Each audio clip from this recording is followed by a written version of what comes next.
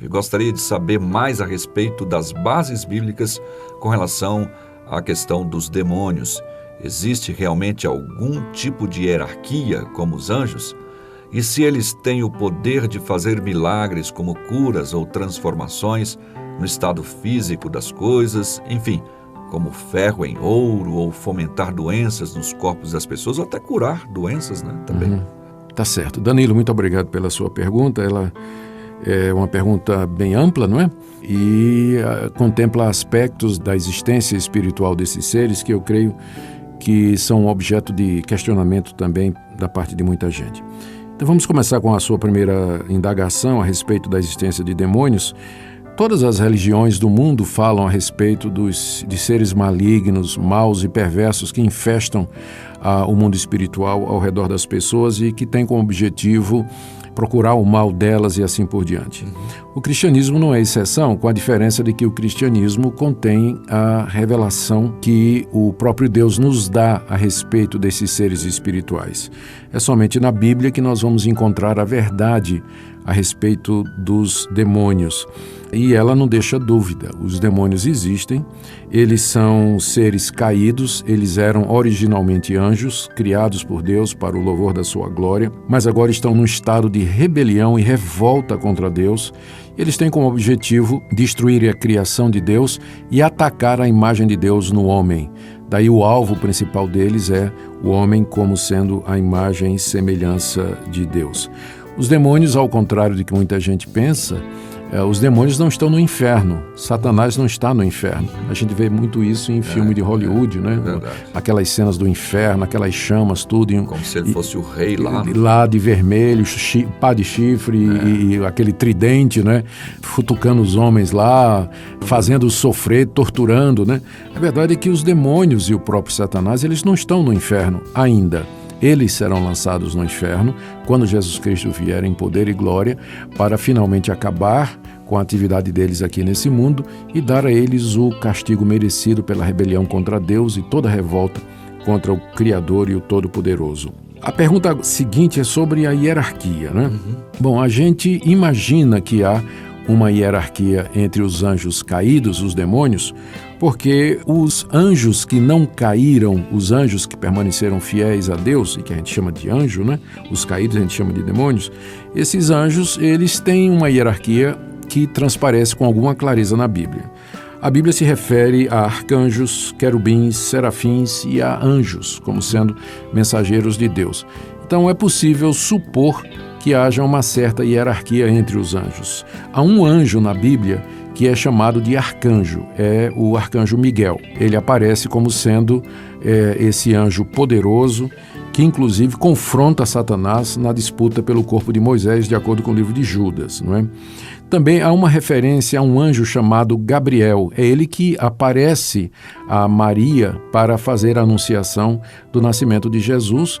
E ele diz que é o anjo que assiste na presença de Deus. Então a gente imagina que é uma categoria diferente, não é? É um anjo diferenciado. Lá no livro do profeta Isaías, nós lemos a respeito dos serafins, Sim. que estão ao redor de Deus e dedicados à adoração e ao serviço divino durante todo o tempo, clamando e proclamando a glória de Deus. A gente lê também a respeito dos querubins, que são designados como anjos protetores, né? No livro do próprio profeta Isaías. E nós temos as muitas referências da Bíblia sobre anjos como mensageiros que vêm da parte de Deus para executar suas ordens entre a humanidade. Então o raciocínio é o seguinte, Nathan: se na ordem angelical existe uma hierarquia, supondo que ela seja arcanjo, querubins, serafins e anjos, a mesma hierarquia deve existir, de alguma forma, entre os anjos caídos, não é? Já que Satanás ele imita as coisas de Deus. Então, nós diríamos que entre os demônios, nós temos o principal dos demônios, isso Jesus deixou com muita clareza, né? Falou com muita clareza, chamou de Beelzebu, ou Satanás. Ele é também chamado diabo, o adversário, o inimigo das nossas almas, o inimigo de Deus, e é o líder dos demônios, né? Esse anjo. A gente não sabe se ele era um arcanjo ou se ele era um querubim, mas ele era certamente um desses anjos que ocupava uma posição elevada na hierarquia angelical. Que achou que podia ser até o próprio Deus, né? Envaidecido pelo seu poder e pela sua beleza, não é? E abaixo de Satanás, que é o líder dos demônios, deve haver algum tipo de ordem hierárquica, uma espécie de nomeação de autoridade, níveis de autoridade, que nós não sabemos porque a Bíblia não diz realmente. O movimento de batalha espiritual, na década de 80, se propôs a explicar isso, dizendo que debaixo de Satanás existem 6 demônios que são responsáveis pelos continentes. E debaixo desses demônios, que seriam príncipes, você teria demônios que seriam responsáveis pelos países daqueles continentes. E debaixo desses anjos caídos, responsáveis pelos países, você teria, e aí a escala vai descendo, né, os responsáveis pelos estados, pelas cidades e até por ruas e assim por diante, né? A ideia de o que seria uma demonização geográfica, né? Eles chamam até esses espíritos de espíritos territoriais, né? É interessante, se me permite, que a base deles para chegar a essas conclusões foi entrevistas com os próprios demônios. Era isso que eu ia falar. Você pergunta.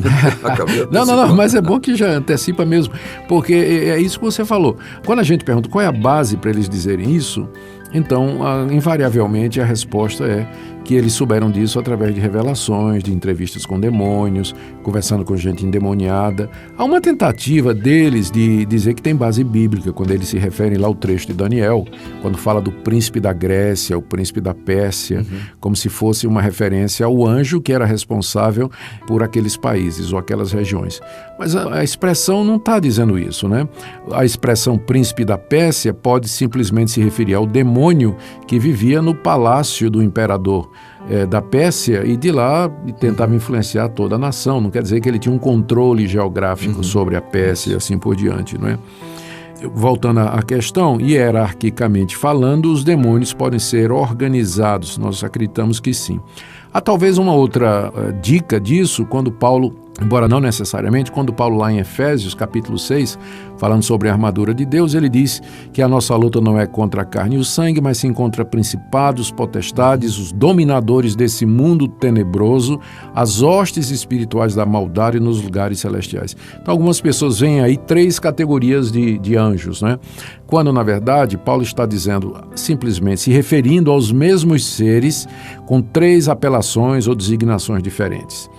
Então, não é uma base para você estabelecer hierarquia, mas essas adjetivações que Paulo faz nos mostram que os demônios são organizados, eles têm um propósito, eles são poderosos, são espirituais no sentido de que eles não têm corpos, eles são invisíveis ao olho humano e que eles agem com o objetivo de difundir a maldade, não é? Agora, a terceira pergunta foi sobre o poder, não é isso? Deles, o poder dos demônios.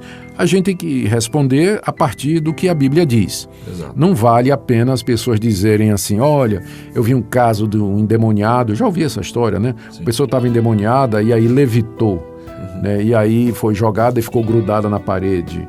E um monte de outras coisas assim, né? Tem gente que diz assim, quando eu estou num lugar que tem um demônio perto, os cabelos do meu braço se arrepiam tudinho, né? Ou o cabelo do cangote, né? Então, mas a pergunta é, quais são as manifestações físicas ou os poderes que a Bíblia atribui aos demônios?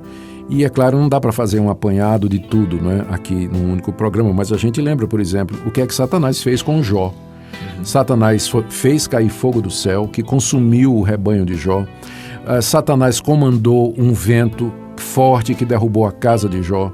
E Satanás feriu a Jó com doenças que vieram do alto da cabeça até a planta do pé. Então a gente sabe que os demônios podem infligir doenças e que eles têm algum controle sobre os elementos da natureza, a julgar pelo caso de Jó. No Novo Testamento nós encontramos o caso de uma mulher encurvada que era presa por um espírito maligno e que foi liberta por Jesus. Também encontramos o caso de Jesus curando um surdo mudo, expulsando o demônio, significando que aquela surdez e aquela mudez eram provocados pela presença do demônio Satanás, né? Na vida daquela pessoa, não é? Paulo faz referência na 2 Coríntios capítulo 12 a um espinho na carne que ele tinha e que ele diz que era um mensageiro de Satanás. É uma referência provável a alguma enfermidade física que afligia o apóstolo Paulo.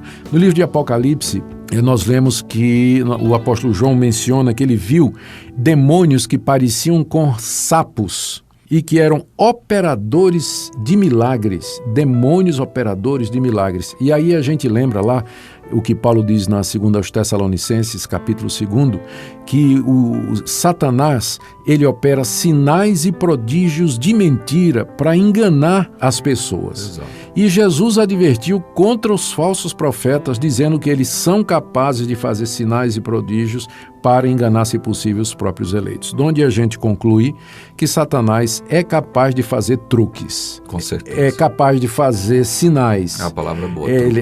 Truques. É capaz de fazer prodígios, né? O quão verdadeiros eles são, nós não sabemos. Ele não conhece o futuro, mas ele pode ter uma ideia abalizada a respeito do futuro. Isso explica porque é que endemoniados falam do futuro.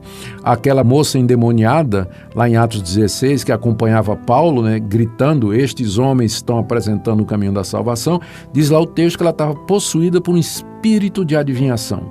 Ou seja, o diabo faz truques para enganar a vida das pessoas. A veracidade das curas feitas pelo diabo, eu não sei dizer.